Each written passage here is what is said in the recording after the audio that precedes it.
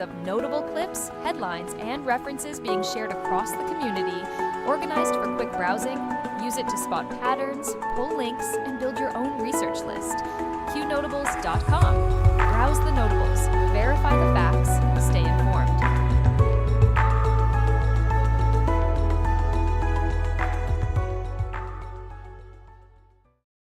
All reports can be found on Q Research or Qnotables.com. Notables do not equal endorsements. We are researchers who deal in open source information, reasoned argument, and dank memes. We do battle in the sphere of ideas and ideas only. We neither need nor condone the use of force in our work here.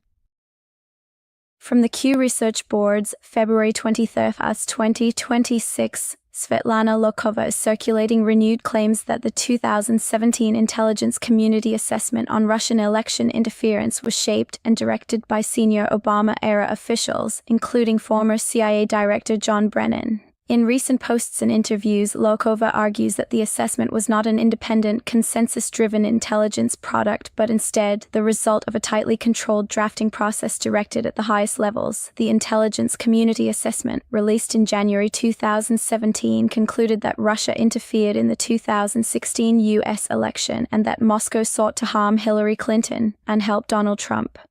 Lokhova contends that the way the document was assembled, reportedly limited to select agencies and a small group of analysts, raises questions about whether the broader intelligence community fully vetted the conclusions. Her argument points to declassified memoranda, inspector general findings, and prior congressional investigations that examined how the assessment was commissioned and written. Some records show that the CIA, FBI, and NSA were the core agencies involved, rather than the full 17-agency intelligence community often cited in early public messaging. Lokhova frames that distinction as evidence that the product was narrower and more centralized than portrayed. The debate now centers on process, who selected the analysts, how dissenting views were handled, and whether political leadership influenced the scope or tone of the conclusions. Official reviews, including those conducted by bipartisan Senate committees, upheld the core findings that Russia interfered in the election, though they also examined procedural questions surrounding analytic tradecraft and sourcing.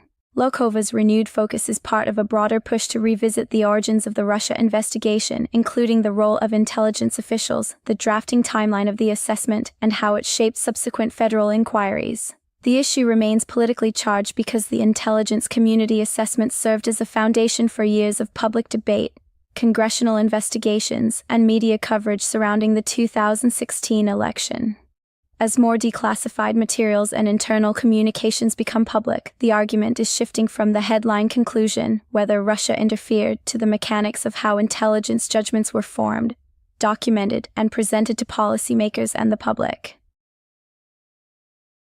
The White House is promoting the phrase "peace through strength" in recent posts, tying it to current defense posture, alliance coordination, and deterrence strategy. Officials describe the message as a guiding principle for foreign policy decisions and military readiness. Mexican security forces have killed Nemesio El Mencho Oseguera Cervantes, the longtime leader of the Jalisco New Generation cartel, in a coordinated military operation, according to official government statements. El Mencho was one of the most powerful and heavily pursued cartel figures in the world, with U.S. authorities previously offering multi-million-dollar rewards for information leading to his capture. Mexican officials say the operation involved federal forces and special units targeting CJNG strongholds. Following confirmation of his death, authorities report widespread retaliation by cartel cells, including coordinated roadblocks, burning vehicles, and armed clashes in several states. Key transportation corridors and urban areas have experienced disruptions as security forces attempt to regain control. Security has been elevated in Jalisco and neighboring regions to include Puerto Vallarta, a tourist hotspot, with checkpoints, patrol deployments, and restricted access to certain highways. Government officials describe the situation as volatile but under active containment, warning that cartel fragmentation could trigger short-term instability as rival factions compete for leadership. During questioning, Hawley cited campaign finance records showing that individuals later charged in connection with the scheme had donated to Ellison's campaign. Hawley pressed Ellison on when his office became aware of irregularities and whether earlier action could have prevented additional losses. He also referenced investigative findings and internal warnings that, according to federal filings, raised red flags about reimbursement claims tied to the nonprofit network. Ellison responded that his office cooperated with federal authorities once the scope of the fraud became clear. He stated that campaign contributions connected to individuals charged in the case were returned and emphasized that the primary investigation and prosecutions were led by federal agencies. Ellison maintained that his office followed appropriate procedures and did not interfere with the ongoing criminal case. The exchange underscores the broader political fallout from one of the largest alleged COVID relief fraud schemes in the country. With dozens of defendants charged and millions of dollars at issue, the case continues to drive debate over oversight failures, nonprofit monitoring, and the effectiveness of pandemic-era funding safeguards. Stephen Miller posted that Democrats and drug cartels both seek to weaken DHS funding, linking immigration policy debates to cartel activity. In a separate statement, Miller said thousands of cartel operatives are inside the United States and argued that reduced enforcement capacity benefits criminal networks. A Minnesota report states that an ICE protester drove into oncoming traffic while tracking federal enforcement vehicles. Law enforcement sources say the incident is under review as part of broader tensions surrounding immigration operations in the state. Senator Josh Hawley confronted Minnesota Attorney General Keith Ellison during a Senate hearing focused on oversight and accountability in the multi-million-dollar Feeding Our Future fraud case. The case centers on a federal investigation into pandemic-era child nutrition programs, where prosecutors allege that nonprofit operators and affiliated individuals fraudulently claimed reimbursements for meals that were never served. During questioning, Hawley cited campaign finance records showing that individuals later charged in connection with the scheme had donated to Ellison's campaign. Hawley pressed Ellison on when his office became aware of irregularities and whether earlier action could have prevented additional losses. He also referenced investigative findings and internal warnings that, according to federal filings, raised red flags about reimbursement claims tied to the nonprofit network. The exchange underscores the broader political fallout from one of the largest alleged COVID relief fraud schemes in the country. With dozens of defendants charged and millions of dollars at issue, the case continues to drive debate over oversight failures, nonprofit monitoring, and the effectiveness of pandemic-era funding safeguards. Stephen Miller posted that Democrats and drug cartels both seek to weaken DHS. Everything you buy supports Qnotables, the place where people talk freely no matter what.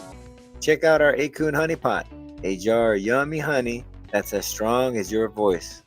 Put it on toaster and tea. It's not just honey, it's freedom in every bite. Then there's Qn butter, a smooth handmade skin cream that makes you feel good while you fight for what's right. Awesome wood and pieces for display only. Hang them up or set them out. They're for showing off Qn's tough spirit. Want to help even more? Get a proto membership.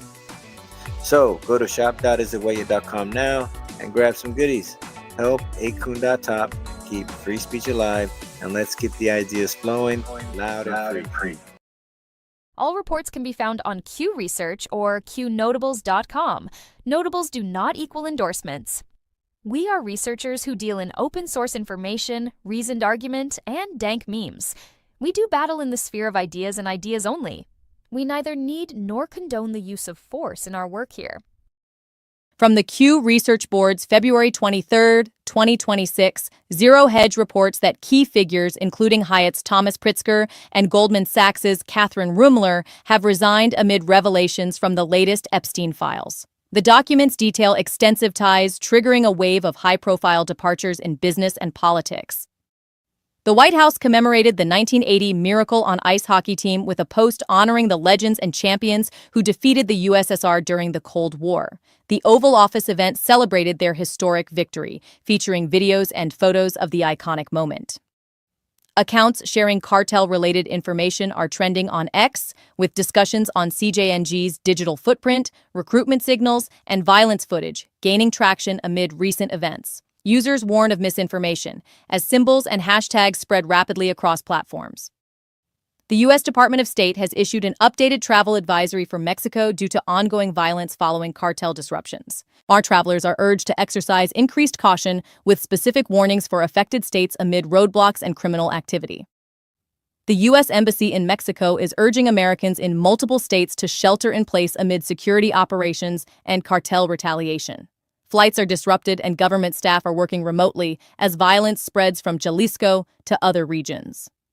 Stephen Miller asserted that every illegal migrant pays cartels to cross the border, funding operations tied to killings, kidnappings, and fentanyl trafficking. He linked these payments to broader criminal networks exploiting asylum claims.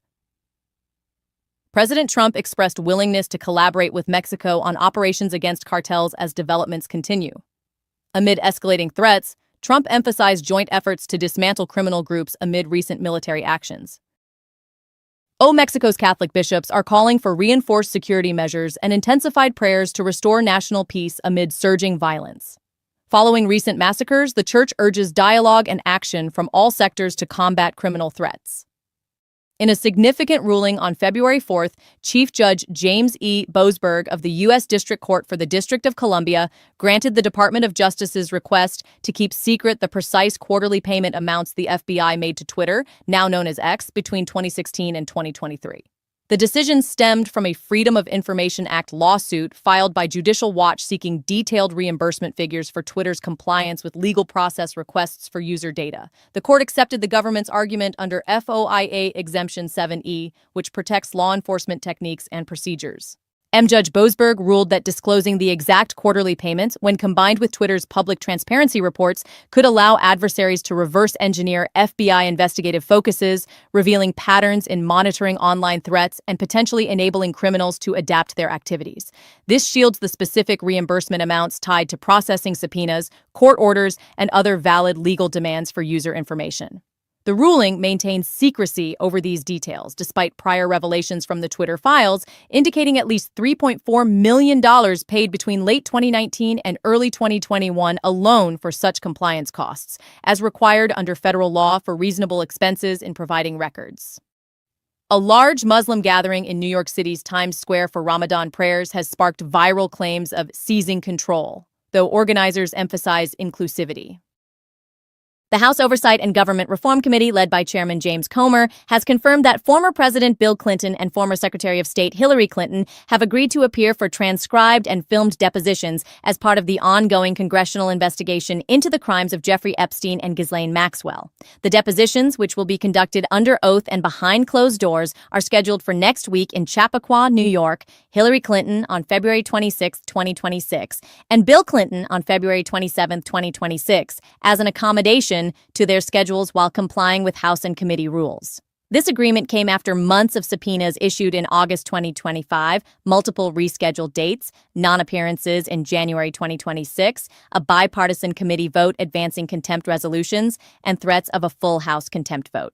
Chairman Comer stated that the Clintons caved once it became clear the House would hold them in contempt, and the committee looks forward to questioning them to deliver transparency and accountability for the American people and survivors. The probe examines potential mismanagement of federal investigations into Epstein, his death, sex trafficking operations, and efforts by Epstein and Maxwell to influence powerful figures. Every voice matters. The power of free speech is more important than ever. Imagine a place where you can share your thoughts freely, explore new ideas, and engage in meaningful conversations anonymously. With online anonymity, you can express yourself without fear of judgment.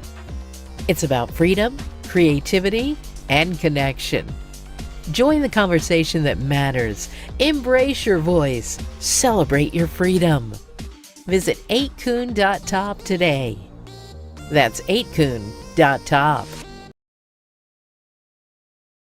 That's all for now. Stay alert, stay informed, and never hand your thinking over to anyone on a screen, including me. God bless you, God bless our troops, and God bless the United States of America. See you soon.